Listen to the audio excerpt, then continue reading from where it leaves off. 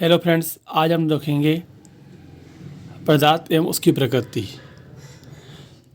दुनिया की कोई भी वस्तु जो स्थान घेरती है, जिसका द्रव्यमान होता है और अपनी संरचना में परिवर्तन का विरोध करती हो, उसे पदार्थ कहलाते हैं। जैसे जल, हवा, बालू आदि।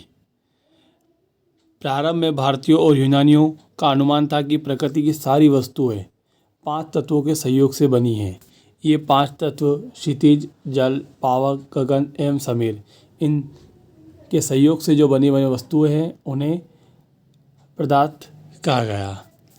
भारत के महान ऋषि कर्णाद के अनुसार सभी पदार्थ अत्यंत सूक्ष्म कणों से बने होते हैं, जिसे परमाणु कहा गया है। अब पदार्थों का वर्गीकरण देखते हैं। पदार्थों का वर्गीकरण 2 प्रकार से है, भौतिक वर्गीकरण और रासायनिक वर्गीकरण। भौतिक वर्गीकरण ठोस, द्रव, गैस, और रासायनिक वर्गीकरण शुद्ध पदार्थ और मिश्रण। शुद्ध पदार्थ भी 2 भागों में बटे हैं, तत्व और यौगिक। तत्व में धात्विक तत्व, अधात्विक तत्व। यौगिक में कार्बनिक यौगिक और अकार्बनिक यौगिक। इसी तरह से मिश्रण भी 2 प्रकार के, समांग और विषमांग। अब हम डिटेल में देखते हैं कि ठोस पदार्थ वह भौतिक अवस्था जिसका आकार व आयतन दोनों निश्चित है। आकार और आयतन दोनों निश्चित हो तो ठोस कहलाता है। जैसे लोहे की छड़, लकड़ी की कुर्सी, बर्फ़ का टुकड़ा, इनकी आकार और आयतन दोनों निश्चित है, इसलिए ये ठोस पदार्थ है। नेक्स्ट देखते हैं द्रव, लिक्विड। पदार्थ की वह भौतिक अवस्था जिसका आकार अनिश्चित एवं आयतन निश्चित हो, द्रव कहलाता है। जैसे पानी, तारपीन का तेल, मिट्टी का तेल, जो किसी भी बर्तन या किसी भी उसमें लेने पर उसका आकार ले लेते, इसलिए आकार अनिश्चित और आयतन निश्चित रहेगा। गैस, पदार्थ की वह भौतिक अवस्था जिसका आकार और आयतन दोनों अनिश्चित है, तो गैस कहलाता है। जैसे हवा, ऑक्सीजन, दोनों गैस है। गैसों का कोई पृष्ठ नहीं होता, इनका विस्तारण बहुत अधिक होता है, इसे आसानी से कंप्रेस किया जा सकता है। ताप एवं दाब में परिवर्तन करके किसी भी पदार्थ की अवस्था को बदला जा सकता है। ताप और दाब में परिवर्तन करेंगे तो पदार्थ की अवस्था बदली जा सकती है, परंतु इसके अपवाद भी, जैसे लकड़ी, पत्थर, ये केवल ठोस अवस्था में ही रहते हैं, इनकी अवस्था को बदला नहीं जा सकता है। जल तीनों भौतिक अवस्था में रह सकता है। पदार्थ की तीनों भौतिक अवस्थाओं के में निम्न रूप में पाया जाता है, ठोस, द्रव, गैस। उदाहरण है जल। कुछ पदार्थ गर्म करने पर सीधे ठोस रूप से गैस रूप बन जाते हैं, इसे ऊर्ध्वपातन कहते हैं।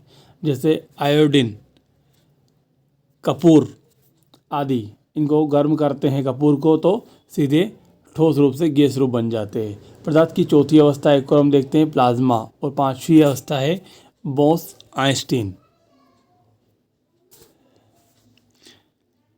अगला हम देखते हैं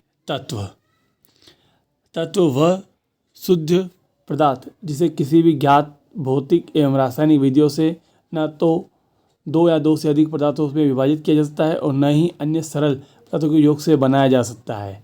न तो विभाजित किया जा सकता है और न ही योग से बनाया जा सकता है। जैसे सोना, चांदी, ऑक्सीजन आदि, ये सभी तत्व के उदाहरण हैं।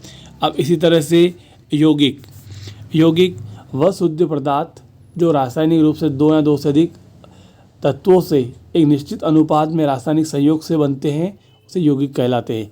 यौगिक के गुण उनके अवयवी गुणों से भिन्न होते हैं। जैसे जल ऑक्सीजन और हाइड्रोजन के से मिलकर बना होता है। इसमें ऑक्सीजन जलने में सहायक होता है और हाइड्रोजन खुद जलता है, लेकिन इन दोनों का यौगिक जल आग को बुझा देता है। इसी तरह अगला हम देखते हैं मिश्रण। वह पदार्थ जो 2 या 2 से अधिक तत्वों या यौगिकों के किसी भी अनुपात में मिलने पर प्राप्त होता है, उसे मिश्रण कहते हैं। इसे एक सरल यांत्रिक विधि द्वारा पुनः प्रारंभिक अवयव में प्राप्त किया जाता है, जैसे हवा। इसी तरह से हमने देखा तत्व, यौगिक और मिश्रण। अगला हम देखेंगे मिश्रण में समांग मिश्रण और विषमांग मिश्रण। निश्चित अनुपात में अवयवों को मिलाने से अनुपात निश्चित है तो समांग मिश्रण का निर्माण होता है। इसके प्रत्येक भाग के गुणधर्म एक समान होते हैं, जैसे चीनी या नमक का जलीय विलयन। इसी तरह से हम देखते हैं विषमांग मिश्रण, जो अनिश्चित अनुपात में अवयवों को मिलाने से विषमांग मिश्रण का निर्माण होता है। इसके प्रत्येक भाग के गुण एवं उसके संगठन भिन्न भिन्न होते हैं, जैसे बारूद है, कुहासा है, ये विषमांग के उदाहरण हैं। Thanks for video.